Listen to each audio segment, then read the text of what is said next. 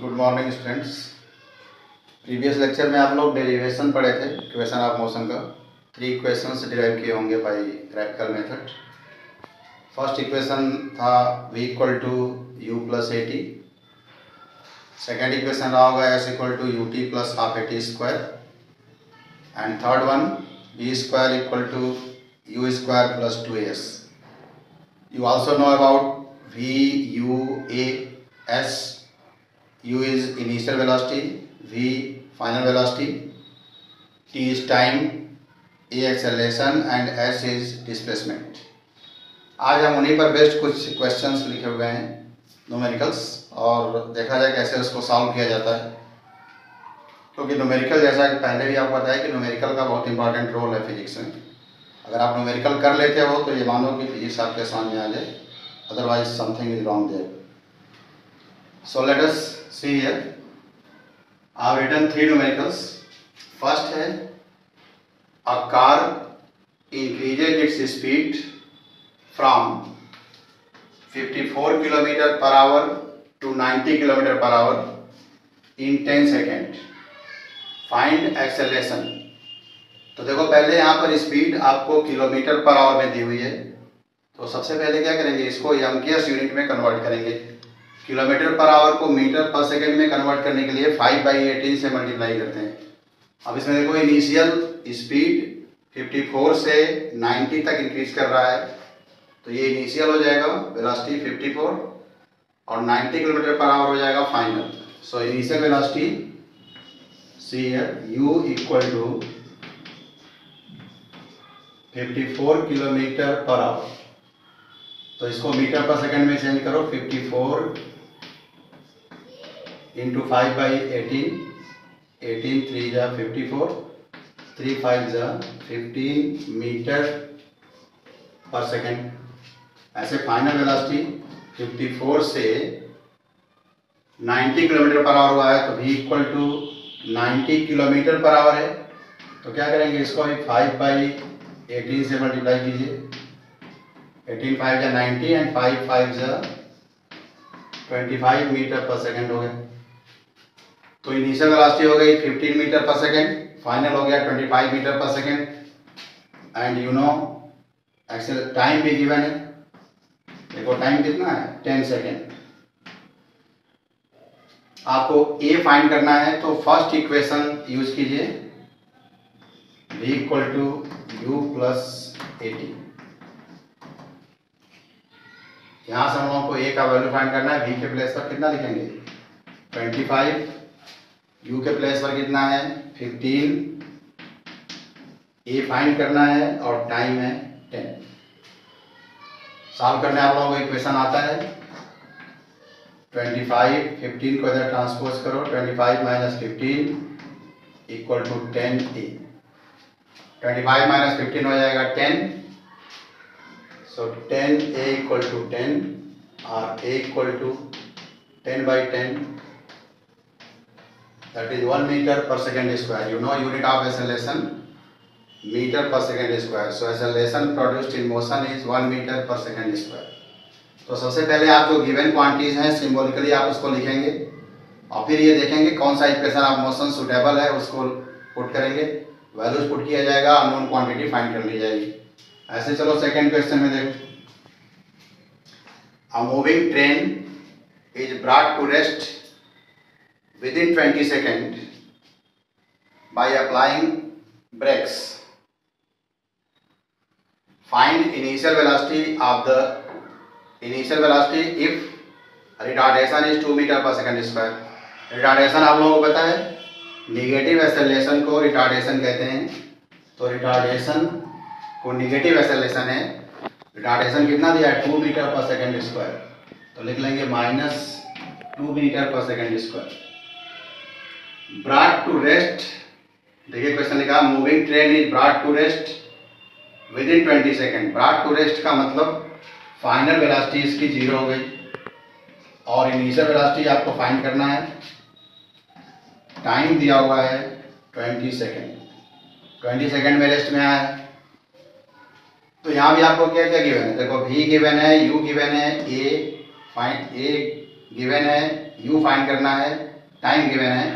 तो फिर से first equation of motion v equal to u plus a t. अब v के प्लेस पर क्या पुट करेंगे, यहाँ से 0, u के प्लेस पर u फाइंड करना है, अननोन है u, a -2 है, यहाँ लिख लो -2 एंड टाइम इज 20। तो अब ये 0 इक्वल टू कितना हो जाएगा, u, ये माइनस है प्लस है, माइनस हो जाएगा -40। सो u equal to 40 metre per second, ये यूनिट हो गया। मतलब पहले सबसे पहले क्या करना है न्यूमेरिकल सॉल्व करने में, जो गिवन क्वांटिटीज हैं उनको सिंबल के फॉर्म में लिखिए, जो फाइंड करना है उसको लिखिए, और तब जो इक्वेशन ऑफ मोशन है उनको चेक करो कि कौन सा इक्वेशन इसके लिए सुटेबल है, उसको पुट करो, अननोन क्वांटिटी को फाइंड कर लो। ये मेथड होता है। अब देखिए 3 क्वेश्चन नंबर 3, इसमें क्या दिया हुआ है, an object undergoes an acceleration of 10 metre per second square starting from rest. इसमें था कि ब्रॉट टू रेस्ट, माने finally the train comes to rest, it means v will be 0, and here object undergoes an acceleration of 10 meter per second square starting from rest, it means u is 0। 10 metre per second square acceleration दिया हुआ है, a equal to 10 metre per second square. Find distance travelled in 2 second, time भी दिया हुआ है 2 second, और find करना है डिस्टेंस। एस से आप रिप्रेजेंट करते हैं, इसका वैल्यू फाइंड करना है। अब आप सोचो कौन सा इक्वेशन है जिसमें एस, यू, ए, टी ये सब इन्वॉल्व होते हैं। Equation number 2, second equation of motion, s equal to u t plus half a t square. Equation सबको पता होना चाहिए, सिंबल किस टर्म को रिप्रेजेंट कर रहा है ये भी पता होना चाहिए, तभी क्वेश्चन सॉल्व होगा। एस फाइंड करना है, यू के प्लेस पर देखिए क्या दिया वैल्यू 0, तो 0 इंटू टी 2 हो गया, यू टी था, प्लस हाफ, ये का वैल्यू कितना दिया है 10, हाफ इंटू 10 इंटू टाइम 2 है, टी का स्क्वायर है तो 2 का स्क्वायर हो। अब देखो यहाँ पर एस इक्वल टू 0 इंटू 2 करेंगे 0, ये हाफ है और ये 10 है, तो 2 से कैंसिल कर दीजिए, 5 हो गया, 5 और 2 का स्क्वायर कितना हो जाएगा 4। तो s इक्वल टू 0 प्लस 5 हो जाए 20, 20 प्लस 0 20 होगा, सो s इक्वल टू 20 मीटर, ये आंसर होगा।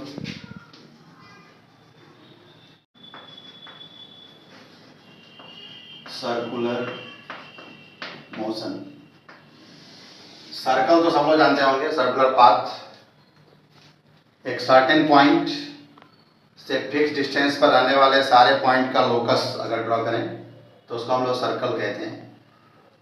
मान लो कोई ऑब्जेक्ट है, कोई पार्टिकल है, वो सर्कुलर ट्रैक पर चल रही है और इस तरह चल रही है कि इक्वल टाइम इंटरवल में इक्वल डिस्टेंस ट्रेवल हो रहा है।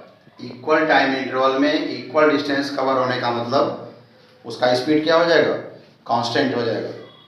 अगर कोई पार्टिकल किसी सर्कुलर पाथ पर इस तरह मूव कर रही हो कि उसका स्पीड कांस्टेंट हो, स्पीड यूनिफॉर्म हो, तो इस तरह के मोशन को यूनिफॉर्म सर्कुलर मोशन कहा जाएगा। देखिए डेफिनेशन क्या लिखेंगे, द मोशन, या ऐसे लिखो, if a particle moves along circular path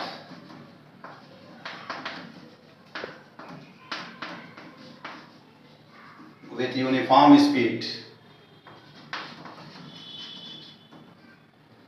uniform speed का मतलब equal distance covered in equal interval of time. आप डायरेक्ट स्पीड लिख सकते हैं, with uniform speed, then the motion is called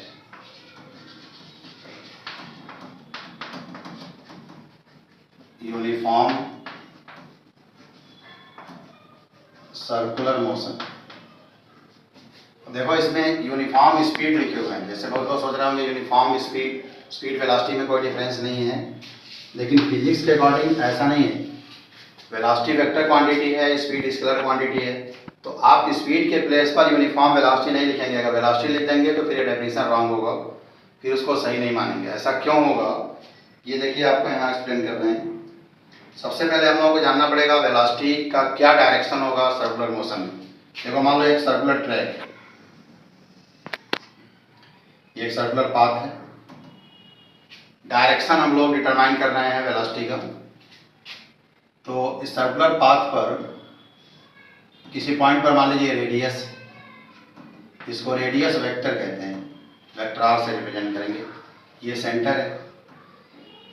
अब अगर इस पॉइंट पर हमको वेलोसिटी का डायरेक्शन मार्क करना है, पार्टिकल एंटी क्लॉकवाइज ऐसे चल रहा है, मोशन का ये डायरेक्शन है, क्योंकि अगर इधर क्लॉकवाइज होता तो फिर यहाँ से नीचे आता, एंटी क्लॉकवाइज चल रहा है तो यहाँ से ऊपर चलेंगे। तो ये वेलोसिटी टेंजेंशियल डायरेक्शन होता है। इस पर अगर एक टेंजेंट ड्रॉ कर दें, एक परपेंडिकुलर लाइन, तो ये रिप्रेजेंट करेगी वेलोसिटी। ये वेलोसिटी का डायरेक्शन है। इन दोनों के बीच का एंगल यहाँ पर कितना होगा, 90 डिग्री।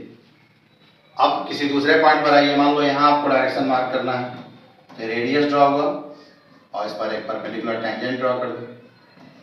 अब किसी पॉइंट पर आप ऐसे ड्रॉ कर सकते हैं, ये वेलोसिटी।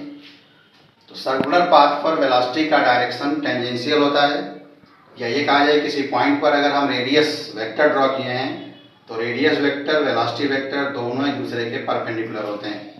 देखिए इसको कैसे यहाँ पर लिखेंगे, direction of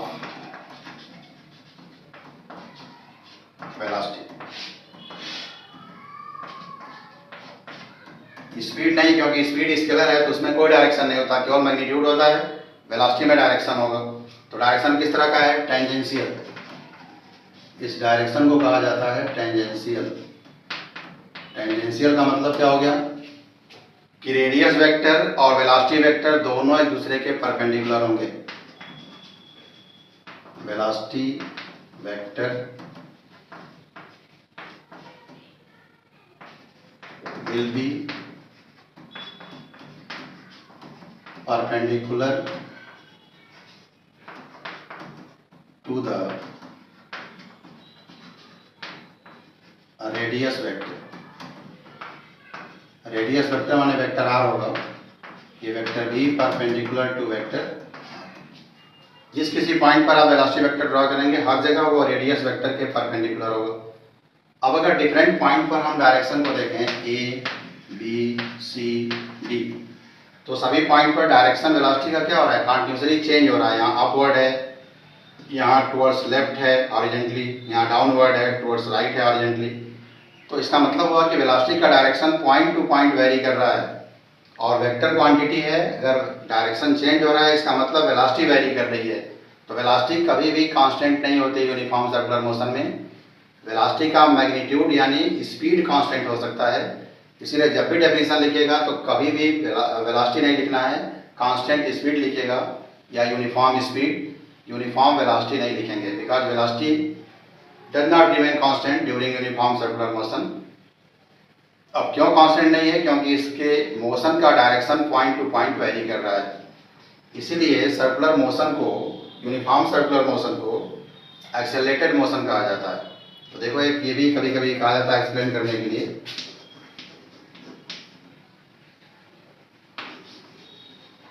uniform circular motion is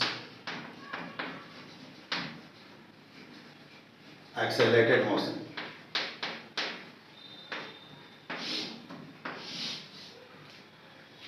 uniform circular motion accelerated motion कैसे कहलाएगा, अब उसमें लिखेंगे कि वेलोसिटी का मैग्नीट्यूड कांस्टेंट है लेकिन डायरेक्शन हर पॉइंट पर वेरी कर रहा है। इसका मतलब वेलोसिटी चेंज हो रही है, और rate of change of velocity को एक्सेलरेशन कहते हैं। It means acceleration is produced during uniform circular motion, that's why uniform circular motion is called accelerated motion.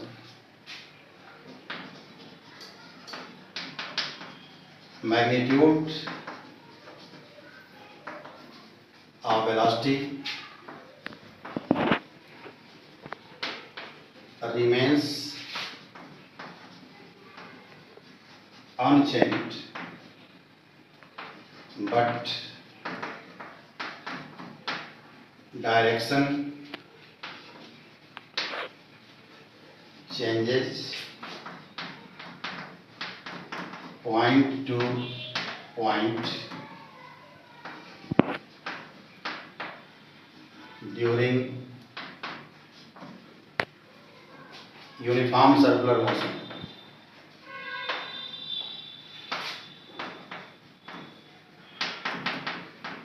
इसका मतलब हुआ कि वेलोसिटी वेरिएबल है, that is velocity is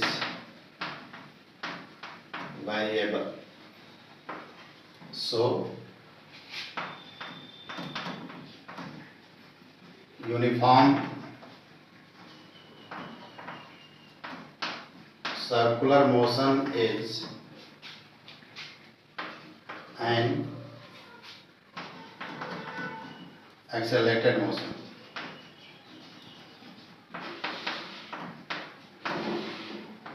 velocity अगर constant हो जाती तो rate of change of velocity zero होता है, एक्सेलरेशन जीरो होता।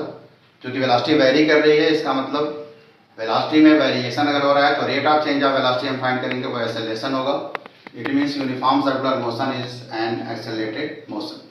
अब देखो इसमें जो एक्सेलरेशन प्रोड्यूस होता है,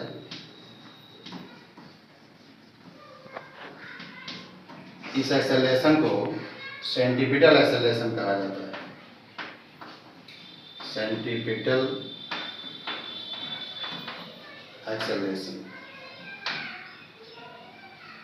सेंटीपिटल एक्सेलरेशन हमेशा रेडियस के अराउंड होता है। जैसे मान लो ये सर्कल है तो ये एक्सेलरेशन हमेशा रेडियस के अराउंड और सेंटर की ओर एक्ट करेगा। ये है acceleration, always act towards centre, along radius and towards centre. इसकी वजह से जो फोर्स प्रोड्यूस होगा वो फोर्स कहलाएगा सेंटीपिटल फोर्स।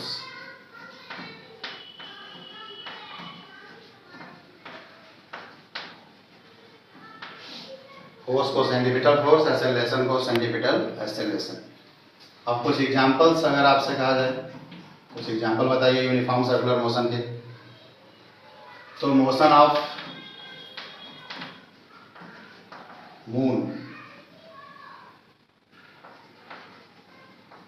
अराउंड अर्थ, ऐसे ही मोशन ऑफ अर्थ अराउंड सन,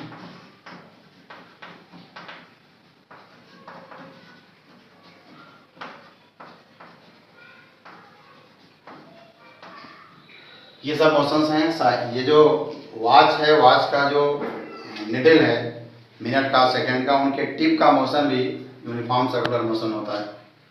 इसमें जो क्वेश्चन आप लोगों के कोर्स के अकॉर्डिंग आता है उसमें वेलोसिटी पूछा जा सकता है, स्पीड। स्पीड अगर फाइंड करना हो, मान लो रेडियस आर है सर्कुलर पाथ का और टाइम पीरियड का मतलब time taken to complete one round circular path पर, ये अगर टी है तो स्पीड इक्वल टू एक राउंड में डिस्टेंस ट्रेवल्ड